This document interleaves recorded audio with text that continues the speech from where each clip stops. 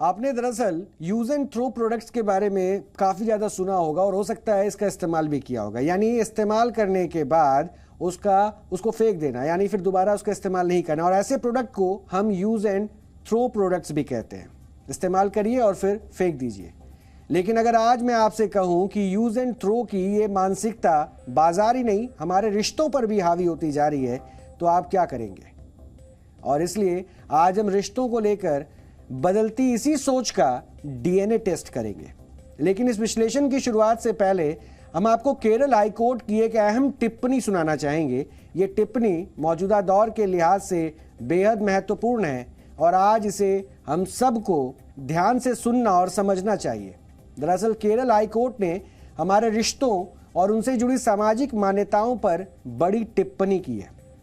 Kerala high court ने एक मामले की सुनवाई के दौरान कहा कि यूज एंड थ्रो के कल्चर ने वैवाहिक जीवन को बुरी तरह प्रभावित किया है, क्योंकि अब युवा पीढ़ी शादी को एक बुराई के तौर पर देख रही है और वैवाहिक संबंधों में बंधने से बच रही है। और वो ऐसा इसलिए कर रही है ताकि वो विवाह के साथ आने वाली जिम्मेदारियों और दायित्वों से बच सके। यानी आज़ादी के लिए आज का युवा शादी से बच रहा है और लिव इन रिलेशनशिप जैसे रिश्तों को ज़्यादा तरजीह दे रहा है, ताकि वो किसी भी प्रकार के बंधन और जिम्मेदारियों से आज़ाद रह सके। सुनवाई करते हुए जस्टिस ए मोहम्मद मुश्ताक और जस्टिस सोफी थॉमस की साझा बेंच ने कहा कि आजकल की युवा पीढ़ी पत्नी यानी वाइफ को वरी इनवाइटेड फॉर एवर कहते हैं। यानी कोर्ट के अनुसार आजकल के युवा पत्नी को उम्र भर का सिरदर्द मानते हैं, जबकि पहले की पीढ़ी वाइफ को वाइज इन्वेस्टमेंट फॉर एवर मानती थी। यानी कि पहले की पीढ़ी के लिए पत्नी उसके जीवन की सबसे बड़ी पूंजी होती थी। यानी बदलते वक्त के साथ पत्नी जैसे रिश्ते की परिभाषा भी बदल गई है और ये बदलाव सिर्फ समय की नहीं बल्कि समय के साथ हमारी सोच और हमारी सामाजिक मान्यताओं के में आए बदलाव का नतीजा है।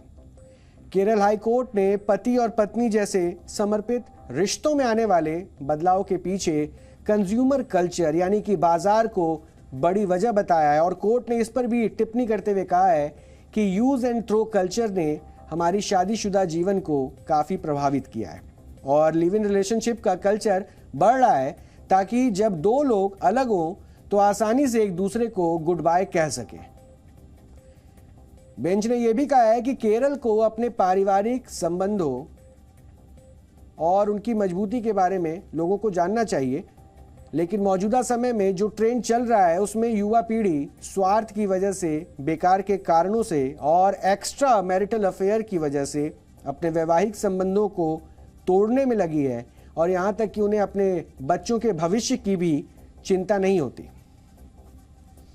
केरल हाई कोर्ट ने रिश्तों पर यह टिप्पणी पति पत्नी के मामले में सुनवाई करते वक्त दी है और इस मामले में पति ने अपनी पत्नी पर शक्की होने और गलत व्यवहार करने का आरोप लगाते हुए तलाक की डिमांड की थी। कोर्ट ने हिदायत दी कि किसी भी व्यक्ति को अपनी इलीगल एक्टिविटीज को लीगल स्टेटस दिलवाने के लिए कोर्ट नहीं आना चाहिए। कोर्ट ने यह भी माना है कि पति और पत्नी के बीच सामान्य झगड़ों को क्रूरता नहीं कहा जा सकता और उन्हें तलाक के लिए एक वाजिब कारण नहीं माना जाना चाहिए। आज हमें यह भी समझना चाहिए कि आखिर केरल हाई कोर्ट को पति पत्नी के रिश्तों और लिव इन रिलेशनशिप जैसे रिश्तों पर इतनी अहम टिप्पणियां क्यों करनी पड़ी, और इस सवाल का जवाब भी कोर्ट की इन्हीं टिप्पणियों में भी छिपा है। आज खुलापन, आज़ादी, पर्सनल स्पेस जैसी चीज़ों की ख्वाहिश में आज की युवा पीढ़ी पति पत्नी जैसे कमिटमेंट वाले रिश्तों से दूर भाग रही है और वो लिव इन रिलेशनशिप को महत्व दे रही है।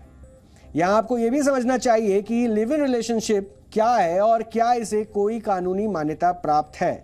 दरअसल किसी भी महिला और पुरुष के बिना विवाह किए एक साथ पति पत्नी की तरह रहने की व्यवस्था को ही लिव इन रिलेशनशिप कहा जाता है और ये पश्चिमी जीवन शैली का हिस्सा है। यानी लिव इन रिलेशनशिप का ये कल्चर हमारे समाज में पश्चिम से आया है और अब एक बड़ा वर्ग इसे मान्यता भी दे रहा है।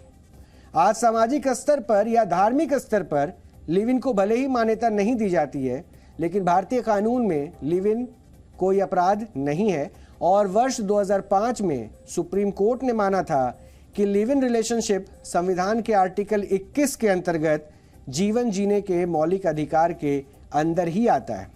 हालांकि अगर कोई व्यक्ति अपनी पत्नी या पति के होते हुए भी लिव इन में रहता है तो इसे अवैध माना जाएगा। यानी लिव इन रिलेशनशिप से जुड़ा कोई भी व्यापक कानून अभी तक नहीं लाया गया है, लेकिन लिव इन में रहने वाली महिला घरेलू हिंसा अधिनियम 2005 की धारा 2F के तहत संरक्षण प्राप्त कर सकती है। यही नहीं, अगर कोई महिला लंबे वक्त से किसी के साथ लिव इन में पत्नी की तरह रह रही हो तो उसे CRPC की धारा 125 के अंतर्गत गुजारा भत्ता लेने का भी अधिकार है।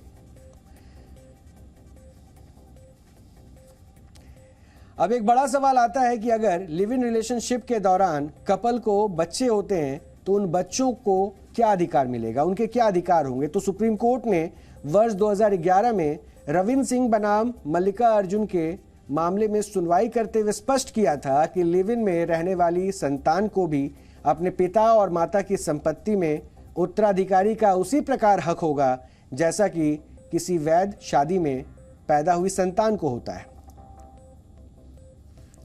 यानी भारतीय कानून व्यवस्था लिव इन रिलेशनशिप को गलत नहीं मानती, लेकिन इस अस्थायी व्यवस्था के प्रति युवाओं के रुझान तेजी से बढ़ रहे हैं और वो विवाह की जगह अपने साथी के साथ लिव इन में रहने को तरजीह दे रहे हैं। और ये रुझान हमारी सामाजिक व्यवस्था के लिए एक नई चुनौती बन रहा है। केरल हाईकोर्ट की ये टिप्पणियां भी इसी चुनौती की तरफ इशारा करती है।